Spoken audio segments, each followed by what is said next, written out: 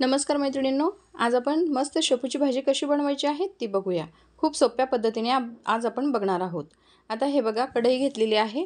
कढई आपण गरम करून घेणार। त्यानंतर त्यामध्ये 2 चमचे आपण तेल घालून घेतलेलं आहे। तेल आता चांगलं कडकडीत गरम होऊ द्यायचे। चांगलं तेल गरम झालं की त्यामध्ये आपल्याला घालायचं आहे एक मोठा चमचा भरून जिरे घालायचे। आता जिरे थोडेसे तडतडले की त्यामध्ये आपण घातलेले आहे छोटी अर्धी वाटी मुगाची डाळ घातलेली आहे। तर हे बघा, ही डाळ पण यामध्ये तेलामध्ये आपल्याला फ्राय करून घ्यायची। आता हे फ्राय झाल्यानंतर यामध्ये आपण 3 ते 4 हिरव्या मिरच्या बारीक करून घेतलेल्या आहे।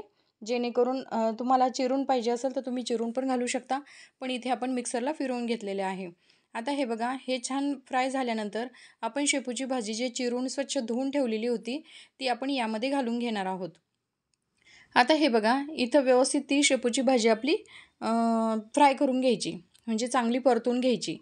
हे बघा, व्यवस्थित ती आपल्याला परतून घ्यायची। यामध्ये तुम्हाला हिरव्या मिरच्याच्या ऐवजी तुम्ही लाल तिखट पण वापरू शकता।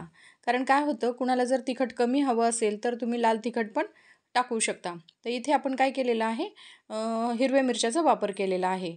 आता इथे चवीनुसार मीठ घालून घ्यायचं आणि थोडंसं जे पाणी आहे तर त्या पाण्यामध्ये आपल्याला तेलामध्ये आणि ह्या वाफेवर आपल्याला ही भाजी जी आहे ती शिजवून घ्यायची।